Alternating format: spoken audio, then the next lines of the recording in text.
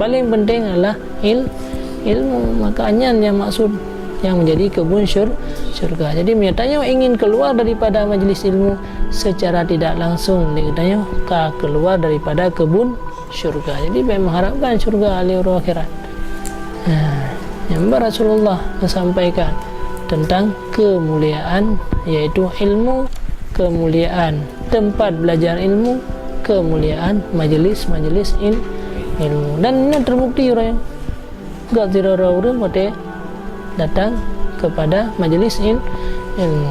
Lebih dayang baik, lebih orang ber dengan orang yang nak pendidikan agama dengan orang yang nak pendidikan agama, maka lebih orang pendidikan agama.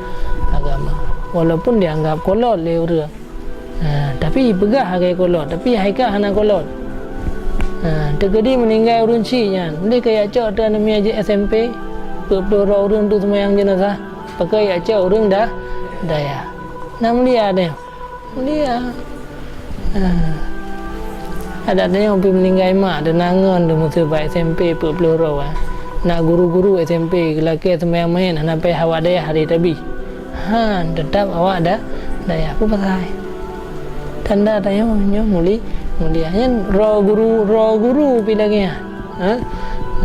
Pulang yang kan guru. Jadi mulia. Yang namanya ilmu agamanya tetap mulia. Dia akan tajih pendidikan yang lain. Tapi orang akan terbukti. Sebenarnya pendidikan yang lain sama sih, cuma orang karena perubahan. Harusnya adalah pendidikan kan lebih pegat pendidikan nasional. Pegat pendidikan sekolah merdeka, aju pendidikan zaman. Ini adalah pendidikan. Ini kependidikan ini adalah lemburlah pendidikan. Segala bidang pendidikan orang yang adalah pendidikan.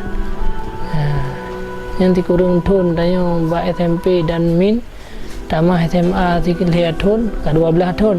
Yang 12 tun ke putra yang bisa tapi manfaat ke orang. Dominan pendidikan yang kata tempuh mulai bengah saja, cakap tak tahu putra yang tak ambil dia. Hana, mi orangnya, mi pendidikan orangnya. Belaan tu tapi manfaat juga mengerot tu. Hana manfaat dah. Mana daya ni 2 tahun mana nak beri daya kameri baju lain. Yang baru 2 tahun, mana bayang kami 12 tahun. Gure-gure ni 12 tahun. Ini perbedaan antara pendidikan agama dengan pendidikan umum uranya. Mami umum muka tak pegak ke pendidikan agama haji kan apa boleh. Anali umum ke Bandung agak agama. Tapi untuk uranya ulangian sistem pendidikan.